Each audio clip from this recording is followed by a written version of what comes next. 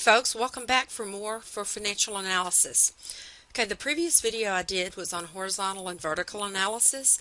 This video will be on ratio analysis. So let me get down to where that starts. And we're going to start over here on this side. Ratios typically are reported as either a percentage, a rate, or a proportion. So it's important to know how each ratio is presented so that you can be intelligent when you talk about them. Okay, so there's three ways to analyze financial statements, three basic ways. There are three ways to report percentages, and there are three types of ratios that we're going to talk about in this video. I guess 3 is the magic number. Liquidity ratios, profitability ratios, and solvency ratios. Okay, there are 4 liquidity ratios, and those typically measure short-term ability of a company to pay its maturing obligations and meet unexpected needs for cash. They all pretty much deal with current assets and current liabilities. So look for that when you're trying to learn these liquidity ratios. Profitability ratios typically measure the income for a given period of time or a lack of income, and let's try again. It measures income for a given period of time where you have income or a lack of income, and it affects the ability to obtain debt financing, equity financing, a liquidity position, or an ability to grow. Let's see. No.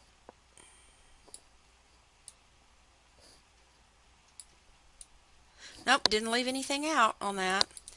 Okay, so when you're looking at the profitability ratios, you're looking at profit. So you're going to be looking at something on the income statement for every single one of these ratios. For solvency ratios, you're measuring the company's ability to survive over a long period of time, to pay interest as it comes due, or to pay the principal when it comes due. So you're going to be looking at debt ratios, okay? How will the creditors are going to want to know, can you pay me back if I loan you money? All right, so let's take each of these ratios. I have a comparative set of balance sheets for the same company. I use the same ones we had earlier.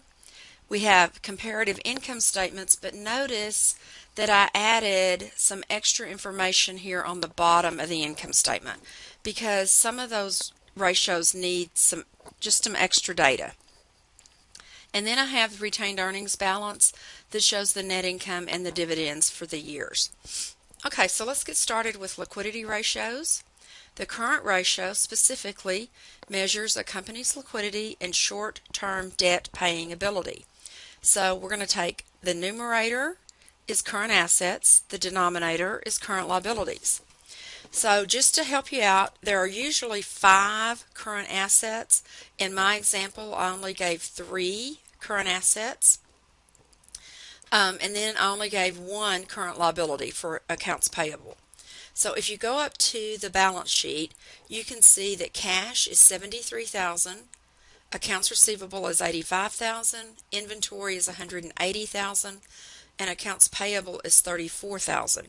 So just to keep my columns more narrow, I left off the 3 zeros. It works the same. So $338,000 total current assets divided by $34,000 total current liabilities gives you 9.94 to 1. A typical current ratio is 2 to 1. Okay, so maybe I didn't make up my numbers exactly right. This company is in an excellent liquidity position, even beyond excellent.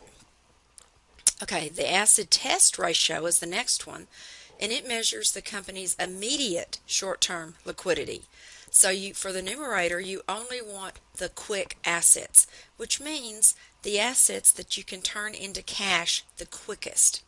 So this typically includes cash, short-term investments, and accounts receivable.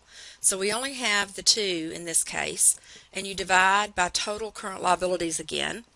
So cash is 73, accounts receivable is 85, accounts payable 34, and it ends up 158,000 divided by 34,000 gives you 4.65 to 1. A typical quick ratio is 1 to 1. Okay, so again, this company's in great shape. Okay, for accounts receivable turnover, that measures the number of times the company collects its accounts receivable during the period and turns them back into cash. So the numerator is your net credit sales. Now, you're going to encounter problems in your homework that only give you total sales, or they only give you net sales, and sometimes you'll actually get lucky and get just the net credit sales, or you'll get total credit sales and total cash sales. You just have to pay attention, and whatever number you're given is pretty much the one you're going to use. And then you divide by average net accounts receivable. So net accounts receivable is going to be the accounts receivable minus any allowance for bad debts. So I didn't include any allowance for bad debts in here, so I'm just trying to keep it simple for the video. So you're going to use, to get the average, you're going to add the beginning plus the ending, so 76 plus 85, and then divide it by 2 to get an average number. And our net sales is 500,000. Okay, so accounts receivable turnover, we're going to have the 500,000 divided by beginning plus end divided by 2 is 80,500, so 6.21 times. That means that you have collected your accounts receivable about 6 times a year. Okay, so now let's turn it into days. To turn that into days, you need to take the 365 days in a year divided by your 6.21 times. It's about 60 days. So 6 times is every 2 months. That's about 60 days. Makes sense. If your credit policy is 60 days, you're right on target. But if the company's credit policy is only 30 days, then you're not doing so great. You need to think about who you're loaning money to and reevaluate how you're doing that. Okay, the last liquidity ratio is inventory turnover. It measures the number of times the inventory is sold during the period. Because you sell the inventory, you collect the account receivable, it all comes back to cash again. So we're going to take the cost of goods sold divided by our average inventory. So cost of goods sold comes from your income statement, and the average inventory is the beginning balance plus the ending balance divided by 2. So we're going to end up with 353,000 divided by 184,500. That is 1.91 times. Okay, so you're selling that inventory 1.91 times per year, almost twice a year. So to turn it into days, 365 divided by the 1.91 is 190 days to turn your inventory, to sell every single thing. So 180 days is roughly 6 months. So I hope this is not milk that you're checking, because milk should be much shorter than that, like 7 days or so. Okay, there's any number of things it could be. It could be lawn and garden equipment. That would make sense that it turns maybe twice a year. You got a winter version and a spring version. Okay, so let's go to profitability ratios. The first one is profit margin. It measures the percent of each dollar of sales that results in net income. So we're going to take net income divided by net sales, and we get 135 divided by 500,000. We're doing these for year 2, so that's 27%. Asset turnover measures how efficiently a company is using its assets to generate sales. Okay, so we're going to do net sales divided by average total assets. So the average again is the beginning plus the ending divided by 2. So 500 divided by 571 is 0.88 times.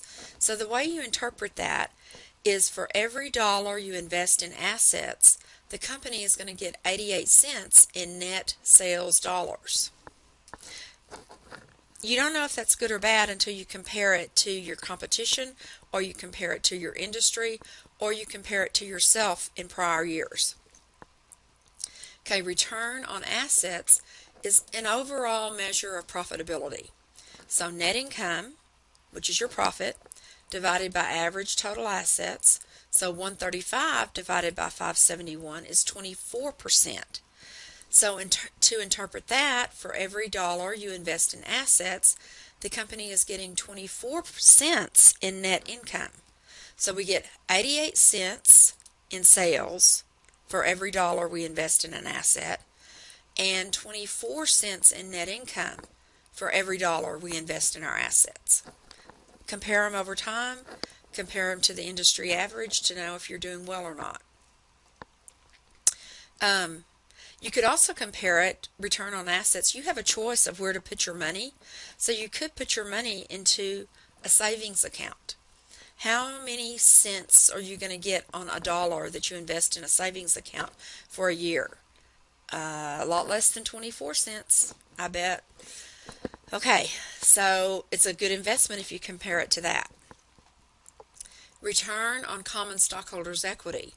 So this measures the profitability from the owner's viewpoint, the common stockholder's viewpoint. So we're going to take our net income, divide it by average common stockholders' equity. Okay, so you notice I've been taking just 2 numbers to divide by 2 to get my average, and now I've taken 4 numbers. What's up with that? Okay, so let's go up to the balance sheet and look at it. Okay, accounts payable and bonds payable are liability accounts. So our equity accounts are common stock and retained earnings. So I need to add them together to get common stockholders' equity. So 214 plus 199 would be the ending equity, and 164 plus 134 would be the beginning equity. So I have the 4 numbers. I'm going to divide it by 2 because I just want the 2 years there. Where am I? Right here, I think. Okay, so that gives me 355,500. Went the wrong way, sorry. 355,500 for my denominator. Net income is 135. So this is a 38% return on the investment that the common stockholders have made. Not a bad return, I would say. For every dollar the owners invested in that particular company, the company is earning 38 cents in net income. That's pretty good. Okay, so if you run into a situation and the company also has preferred stock, then the common stockholders' equity, which is your denominator, is going to be total stockholders' equity minus just the par value of the preferred stock. And you have to take out any preferred dividend from the net income, which is your numerator, because you want just the income that's available to the common stockholders to figure out their return on investment. Okay, number 9, earnings per share, measures the amount of net income earned on each share of common stock. So again, you only want the income that is available to the common stockholder.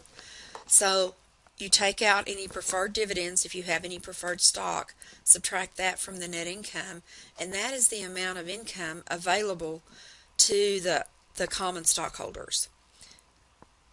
And then you divide by the weighted average number of common shares outstanding. That's a mouthful. All right, for simple introductory accounting, you're going to be given that number for the most part, okay? You're not going to have to calculate any weighted average of it. When you get into intermediate accounting, you learn all the ins and outs of that weighted average denominator. So it's fun. It's good to work. I enjoy them, but we're not going to do that here for this video. It takes a whole chapter in intermediate usually to cover earnings per share. So in this particular case, the earnings are 63 cents for every dollar of income. All right, another profitability ratio is your price earnings ratio. And we're going to assume that the market price per share is $9 because the $9 is not reflected anywhere on the financial statements. I just needed to tell you what it was going to be. This reflects the investors' assessments of what they think that the company is going to earn in the future. So the market price per share, $9, divided by earnings per share, the 63 cents we just came up with, tells us it's 14.27 times.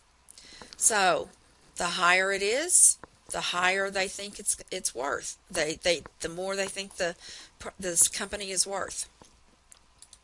Okay, the payout ratio measures the percentage of the earnings that have been distributed as dividends. So we're going to take our dividends on our common stock, get that from the retained earnings statement, and divide it by our net income, which I can also get from the retained earnings statement or from the income statement. And that tells us that 52% of the earnings have been paid out to the common stockholders. Okay, that takes care of profitability ratios. The last two are solvency ratios. So debt to asset ratio measures the percent of total assets provided by the creditors. Okay, if you have too high a debt ratio, then another creditor, another banker, is probably not going to want to loan you money. Okay, and the only way you can finance your company is through debt or equity. So you either go borrow money or you put money into the corporation or get investors to put money into the corporation. So in this case, we're going to measure how much of our total assets have been provided from debt. So total liabilities divided by total assets, 31%. Okay. It depends on the company, it depends on the industry as to how much debt is involved in a corporation. Personally, I don't like debt, so I'm going to try to have as little as possible. Okay, and the last ratio we're going to do is for solvency is times interest earned. And it indicates the company's ability to make the interest payments as they come due. And don't you think anyone who's loaned you money has an incentive to know if they can pay the interest or not? Okay. In finance class, you're going to hear the numerator called EBIT, earnings before interest and taxes.